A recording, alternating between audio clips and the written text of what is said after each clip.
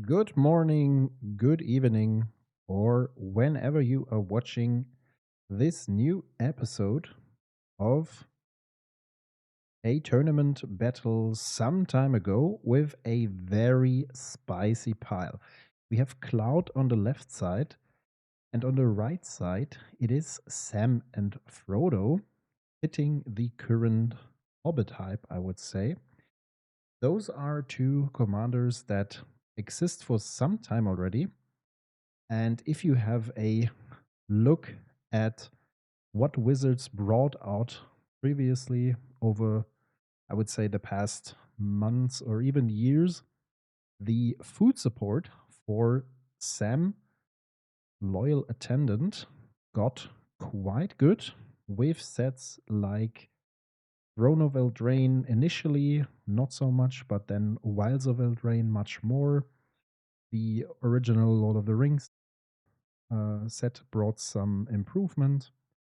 And we got a couple of cards from, I think, Secret Layer, or there is the cactus from the Outlaws of Thunder Junction set, or from the Aftermath edition and stuff like this.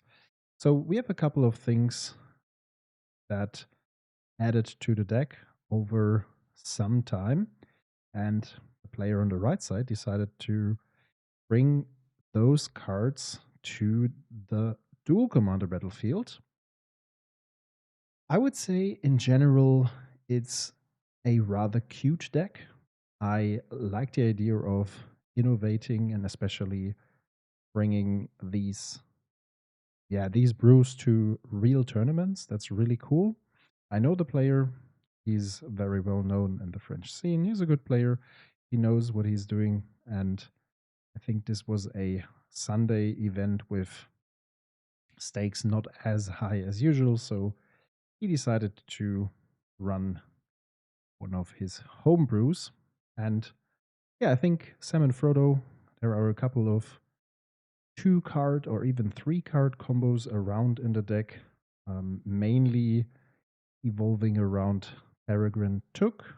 And I think there's one combo with the Nuka Cola vending machine where you have to have at least 3 food tokens, and then you will have infinite draws and infinite tapped treasures.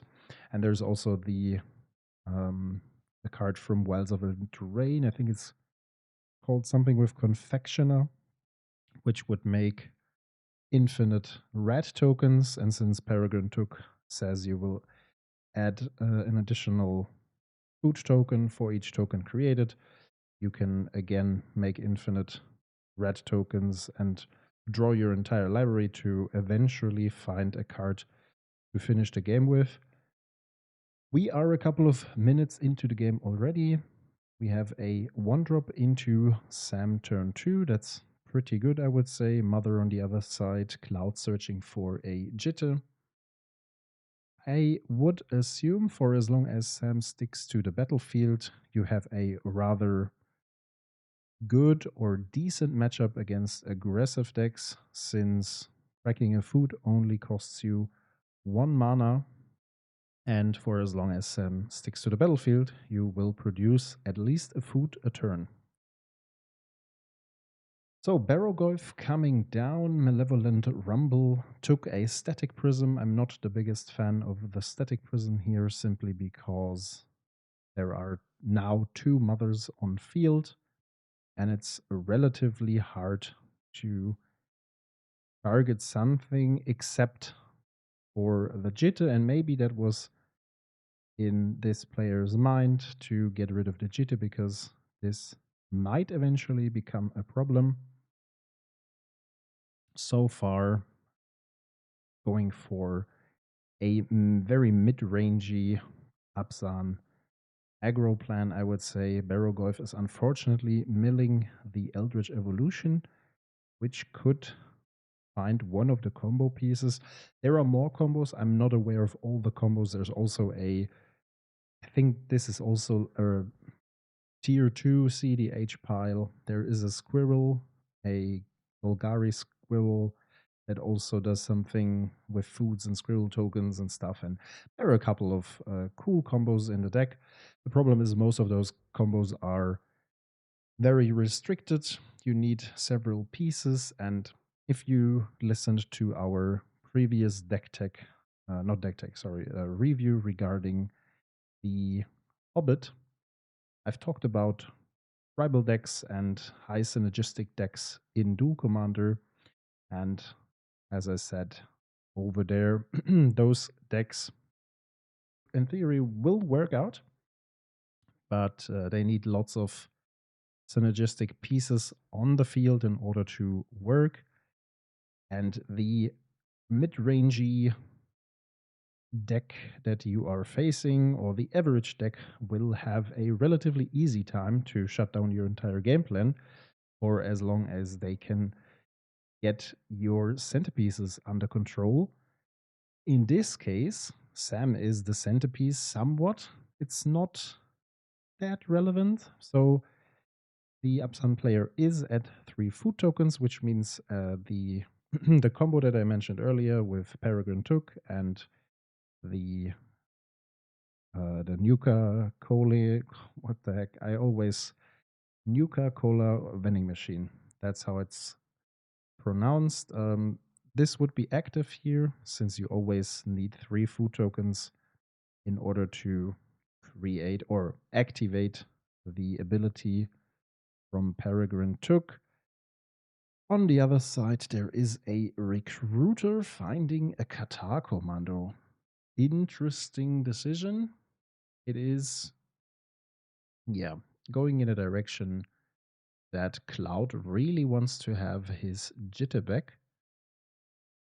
I mean, the jitter does something here, that's for sure. And Barrowgolf is also not that big of a problem.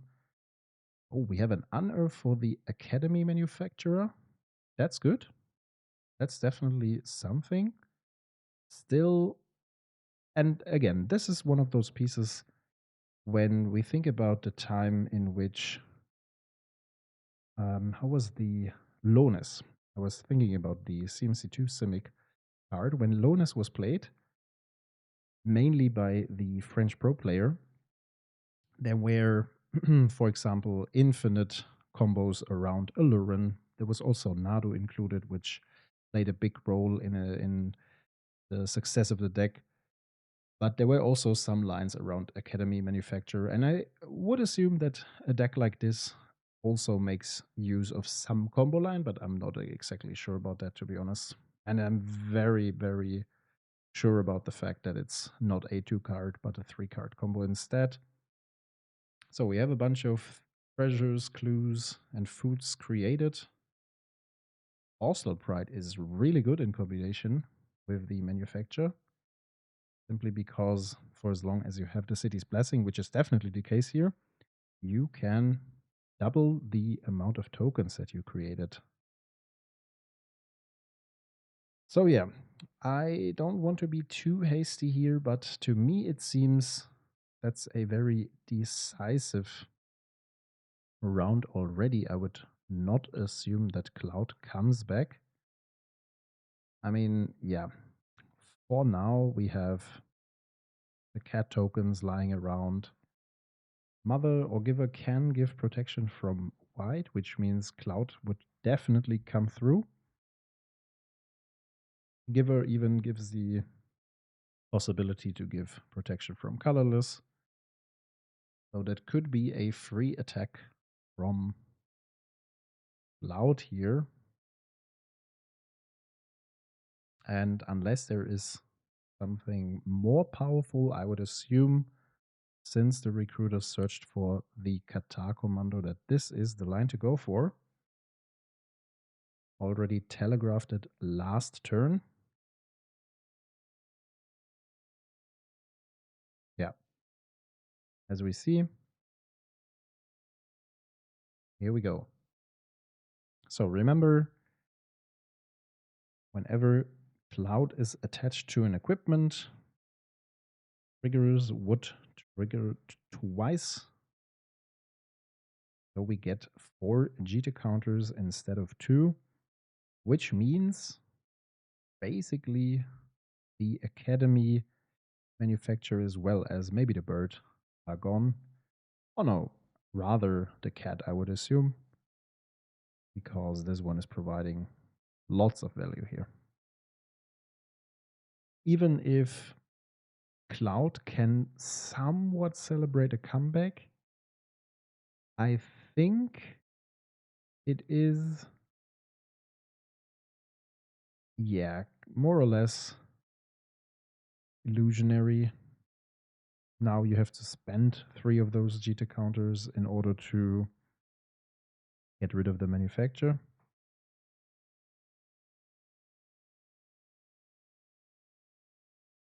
And then the opponent is still left with a Barrogoyf, Sam. There could be some tutors in hand. There could be, okay, we have a short judge call here, which went in the direction of the double trigger of Cloud. So it's gone. There is still the option to get rid of Onslaught Pride. And currently there is 5 mana, not 6. So let's see what the player comes up with.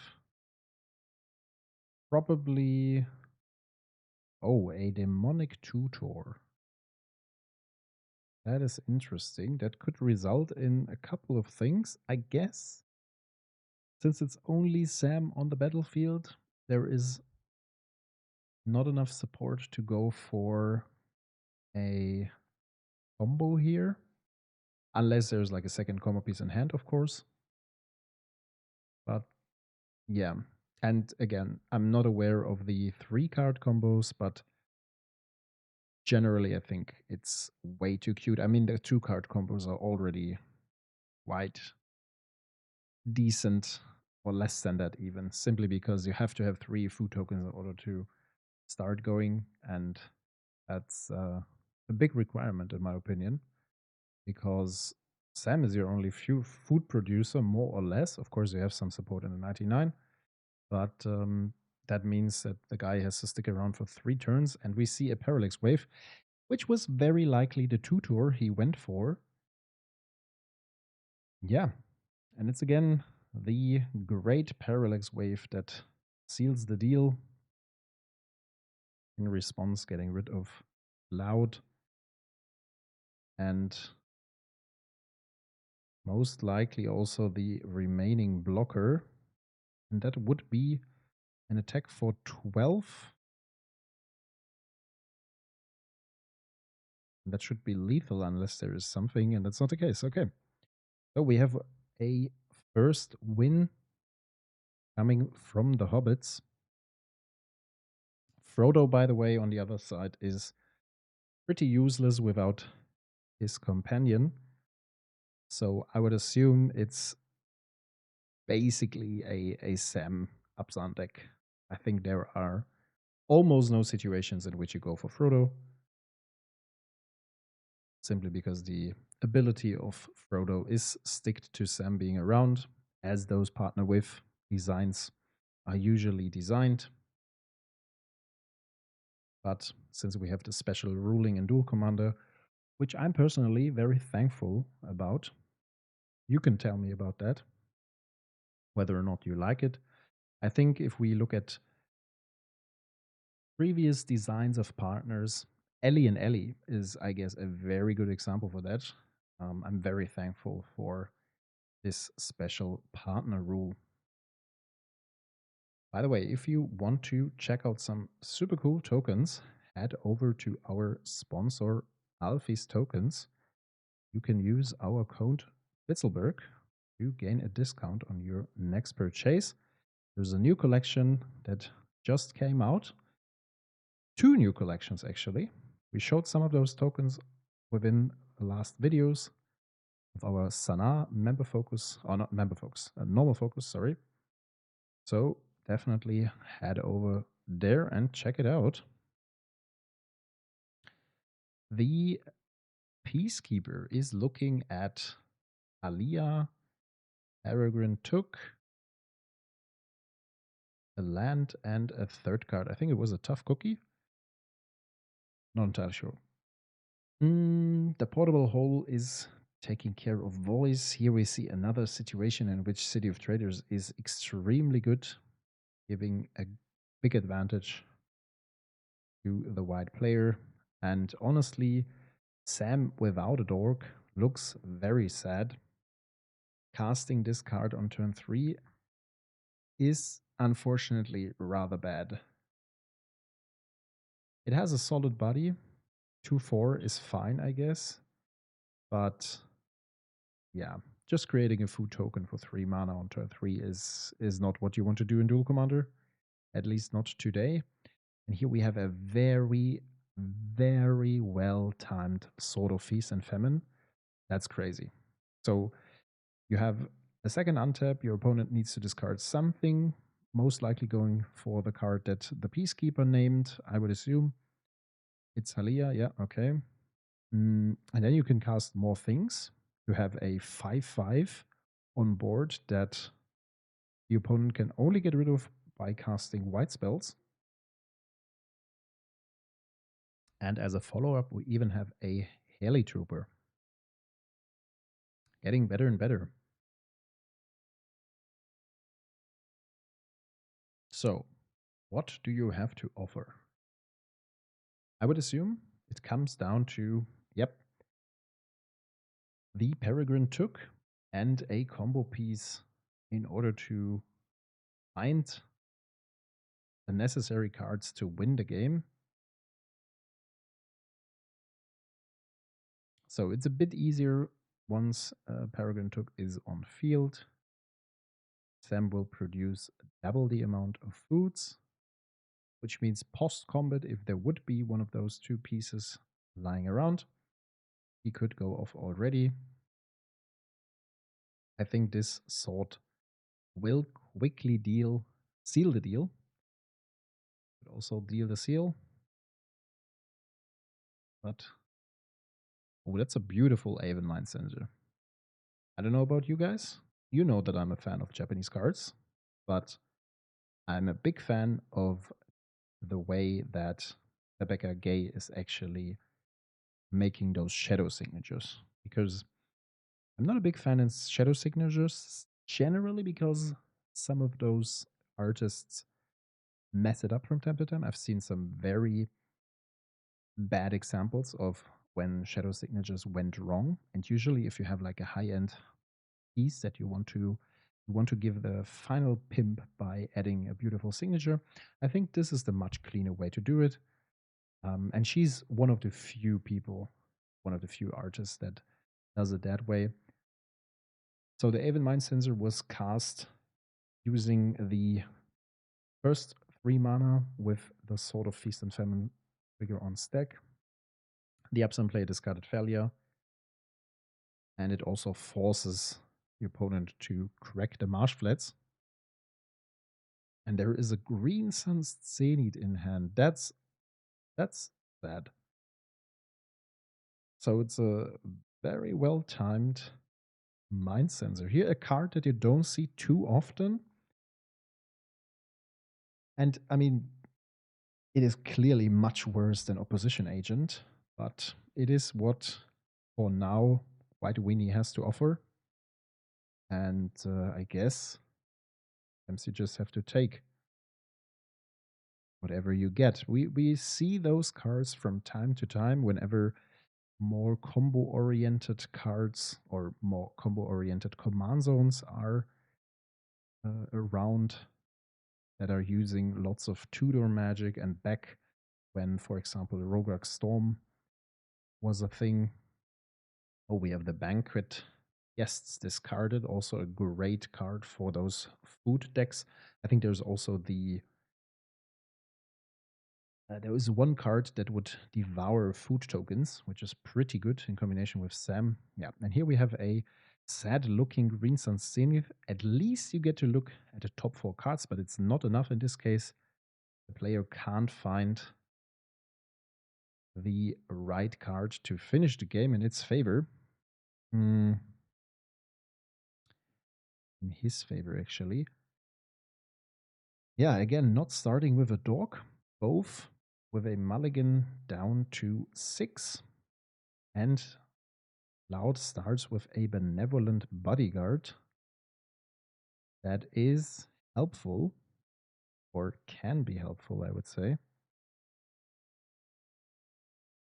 Let's see. What is the turn 2 play here from Sam and Frodo? Nothing so far. And we have a Witch Blessed Meadow coming down for 3. There's a Duranif. Oh, yeah, that's a good setup. Apart from Mana Type and Reprieve, we all know that there is not much that Black could interact with on stack. I mean, theoretically, there is Wither Boon, I think it's called, the Black Essence Scatter that costs you 3 life, but why would a deck like that play it? Here we have Grist coming down. Luckily, there is another 3-drop in his hand. Yeah, milling the Eladamri's Call. Very efficient at milling all those creature tutors that the deck is usually craving for in order to go for all those combo lines. Seems that Cloud is missing a land drop. Going for the Skull Clamp makes perfectly sense. Getting back the initial card disadvantage from the mulligan and also finding land drops. I mean, there is a chance that a land will be drawn next turn. We will see. So far, I would say, for as long as Duranif is protected, the game rather looks in favor for Cloud. But you never know. Now it seems Sam and Frodo are forcing the bodyguard to jump in. Yep. And maybe we have a very good 4-drop. Not the case. It's an Avagent's Pilgrim instead, passing the turn. Okay. Okay. Yeah, interesting. Audible Hole. Looks a bit cute. I think I would have saved it for something else. Unless the white player expects some crazy things here. Also because you have the Skullclap in hand, and it seems that there is another missed land drop. So I would rather go for combat. And I mean, I get behind the idea of not wanting to jump into the Pilgrim with Cloud. Then again, I think the card draw is much more valuable. And I mean, yeah, Grist is a pesky card to stay around. We have the exact correct Horizon Canopy actually, for this deck. I like to see that. Yeah, maybe getting rid of Grist. I can see that. The Abrupt Decay for Skullclamp is definitely good. Well timed. If the player would have done it the other way around, then would have definitely resulted in Grist staying around plus not getting any draw. Would have been awkward. Glimmerlens coming down, producing a Rebel token. Really nice card. Everyone who is into failure a little bit knows about the power of Glimmerlens. Looks rather cute on paper, is much better than you'd expect. Witch Enchanter on one side being a land, on the other side the actual spell taking care of the equipment. Would have also drawn Cloud 2 cards.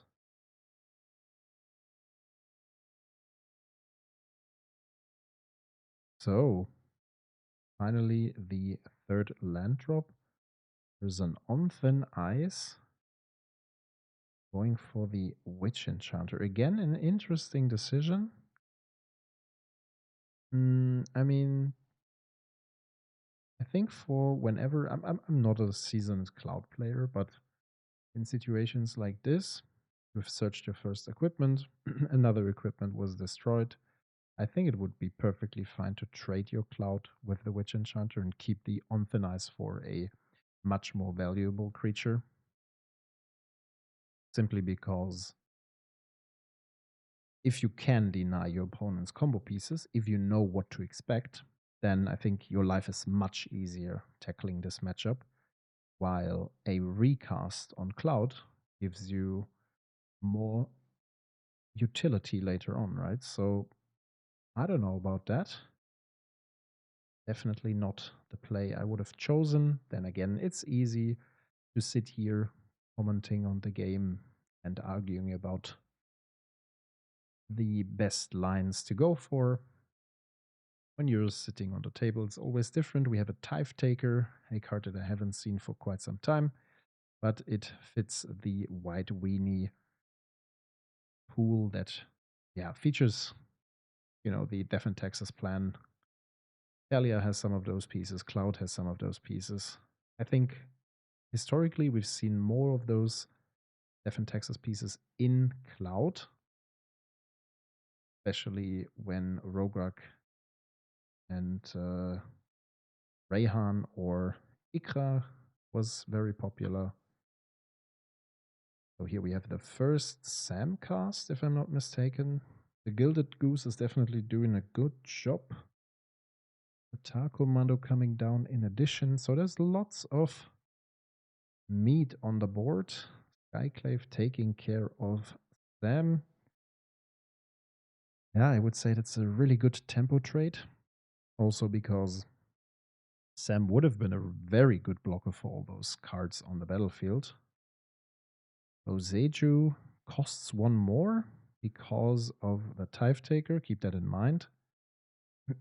So there's one legendary on field, would cost one. Tithe Taker makes it 2 mana again. And here we have the Witch Enchanter coming back. Yeah, I mean, getting rid of the portable hole is a bit cute, but why not? It is a target that you can go for. And I'm not too sure if the Boseiju was necessary here because you don't get like a big advantage of getting back the Pilgrim. And also, I would have rather saved it for an equipment maybe. It's hard to say. Going all in. Them is not around anymore. So the Pilgrim is trading with the Cathar Commander. That's definitely good. Okay, and here he's trading with the token instead of the Tithe Taker.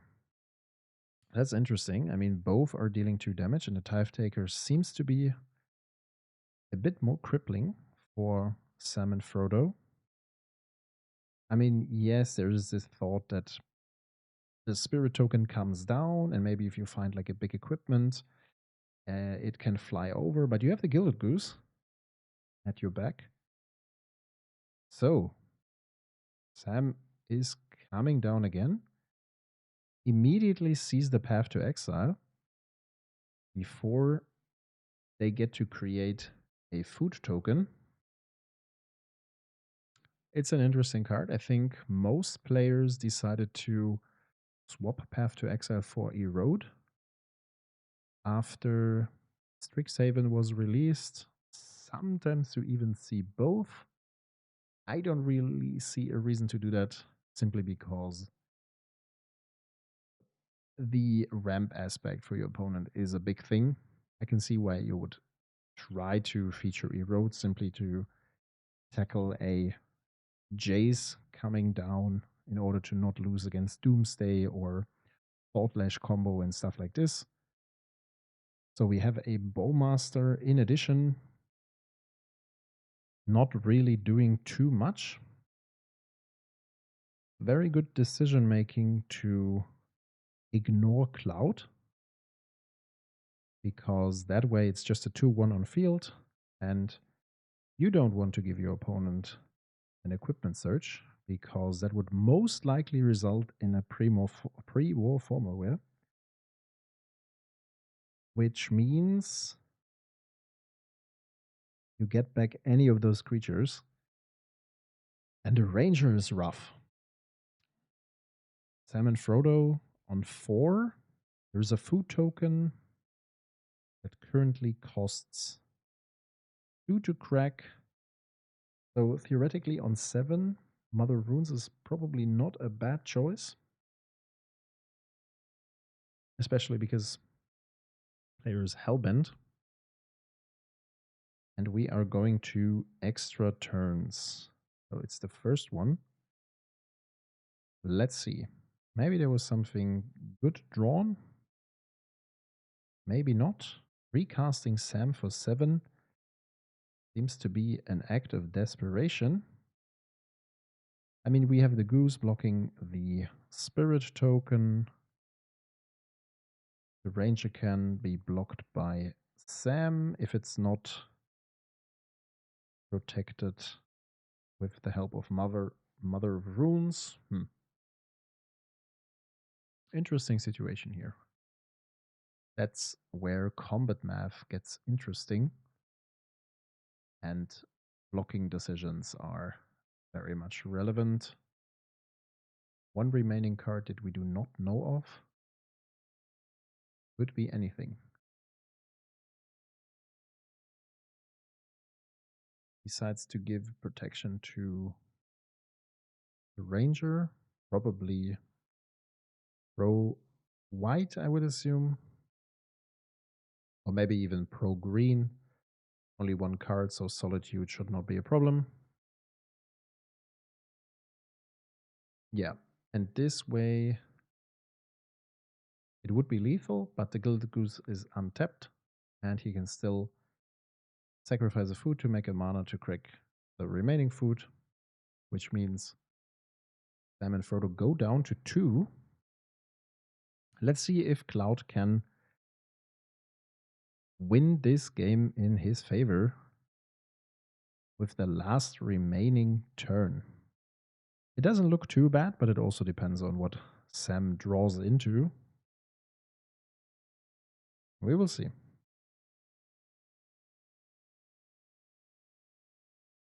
Not sure. Oh, that's a multiversal passage. Multiversal.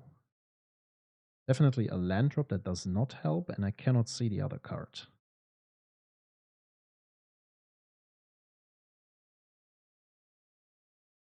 Okay, creating a food token. Oh, and that's it's a lesson spell. Yeah, I think it creates a food token, and then you make twice the number, like you earthbend equal to twice the number of foods you have. Yeah. Yeah, I know this one from standard, rather from drafts.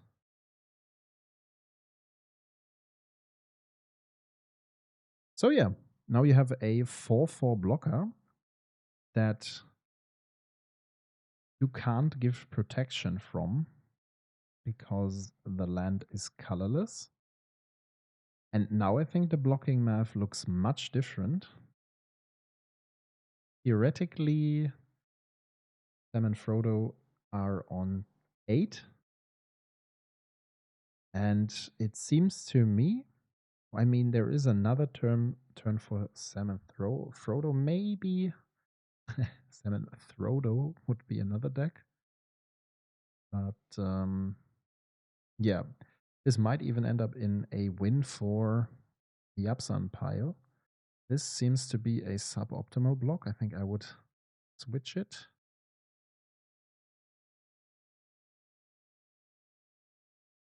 Yeah, maybe still assigning blockers. This makes much more sense indeed. So we have 3 from the Spider-Man. Yeah, cannot give protection because the land is colorless. So probably, I mean, it doesn't really matter, to be honest. There's just not enough damage on board. Cloud and Ranger are going. There's a Dahlia coming down, which means that the creatures are coming tapped. And now we have one more turn. maybe there is a tutor to go for. Does not seem to be the case. We have the handshake, so that's a draw. Very interesting matchup, in my opinion. Really cool to see this innovative pile being played at a tournament. I hope you enjoyed it as much as I did. Also, more or less randomly fits the current rehype of the Lord of the Rings set. Nonetheless, thanks a lot for tuning in, guys, and we will see each other in the next one. Bye bye.